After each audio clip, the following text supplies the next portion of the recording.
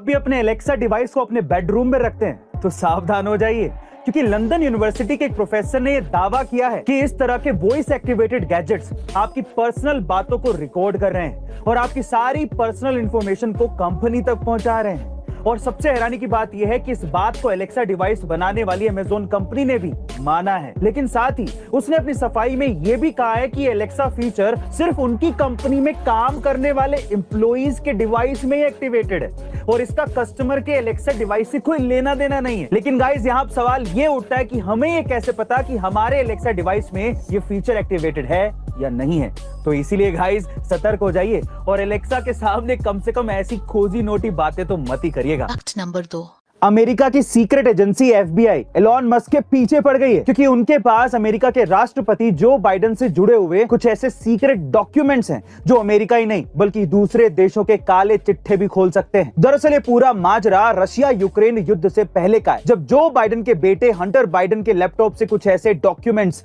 Leak हो गए थे जिसमें यूक्रेन ने रशिया के खिलाफ प्रोपेगेंडा फैलाने के लिए हंटर बाइडेन को रिश्वत देने तक की जानकारी थी। हालांकि उस समय ये डॉक्यूमेंट्स ट्विटर की लीगल हेड विजया गड्डे के हाथ में लग गए थे, तो इनका पर्दाफाश नहीं हो पाया, क्योंकि विजया गड्डे हमेशा से ही जो बाइडेन की पार्टी को सपोर्ट करती आई हैं। लेकिन जब एलॉन मस्क ने ट्विटर को खरीदा तो ये सारी सीक्रेट फाइल्स का एक्सेस एलॉन मस्क के पास आ गया।